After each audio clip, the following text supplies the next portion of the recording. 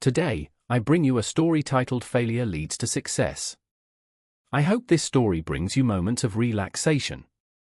Now, let's begin. Failure leads to success. It was a cold morning in November when Alex stood at the edge of the stage, staring into the empty auditorium. Rows of red seats stretched out before him, and the silence was almost deafening. This was where his dream began and where it ended. Or at least, that's how it felt at the moment. Alex had always wanted to be a pianist. From the age of 8, his fingers danced on keys like birds skimming the surface of a lake. His mother was his first audience, then his neighbors, then his teachers. Soon, he was performing at school events, local competitions, and small concerts. He was the boy who played the piano with passion. But passion alone, as he was about to learn, wasn't always enough. The National Young Musicians Championship was the biggest competition of his life. For years, he had dreamed of standing on that stage, playing under the spotlight, the audience holding their breath at every note. And today was the day.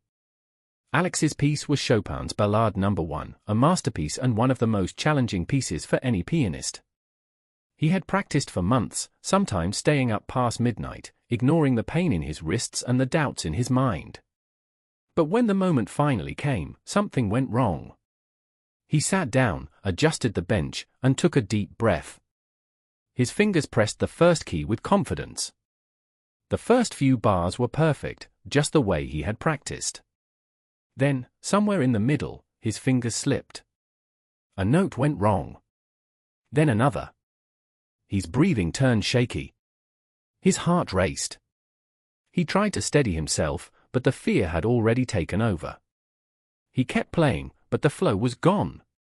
His performance was collapsing, just like his dream. When he played the final note, the auditorium was silent. No applause. No cheers. Only the quiet sound of disappointment. Alex bowed his head and left the stage. His legs felt weak, and his heart felt heavier than ever.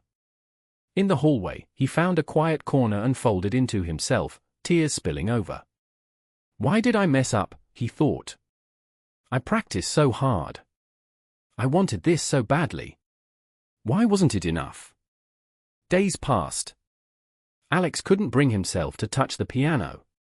He avoided friends and ignored messages. Even the thought of playing again made his stomach twist. It felt like failure had swallowed him whole. One evening, his mother came into his room, holding something in her hand. It was an old photograph, a picture of Alex at 10 years old, sitting at a piano at a small community center. His smile was wide, his eyes full of light. "You used to play for joy," she said softly. "Not for perfection." Alex didn't respond, but something inside him trembled. He kept the photograph by his bedside. Weeks later, he found himself sitting at the piano again, not to practice for a competition, not to impress anyone, but just to play. The keys felt familiar but different, like seeing an old friend after a long time apart. He began playing simple tunes. Then, slowly, he returned to the pieces he loved. One evening, he played Chopin's Ballade No. 1 again. This time, he didn't think about the mistakes or the pressure. He just let his fingers tell the story. He wasn't perfect, but he was honest. And it felt good. A year later, Alex heard about another competition, smaller than the national championship, but still significant.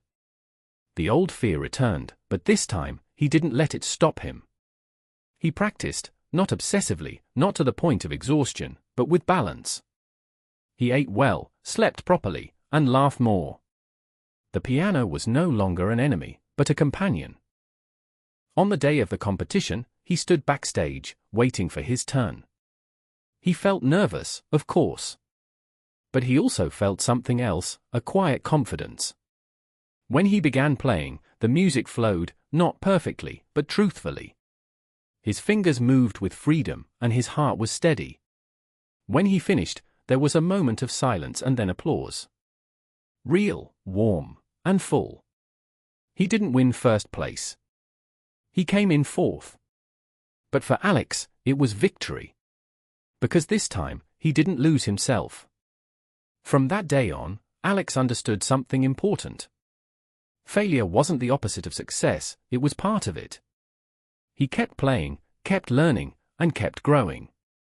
And whenever he stumbled, he remembered the boy in the photograph, smiling at the piano, playing for joy.